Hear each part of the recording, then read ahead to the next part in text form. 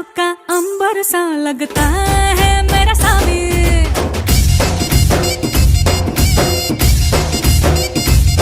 मेरी राहों में फूलों का रास्ता है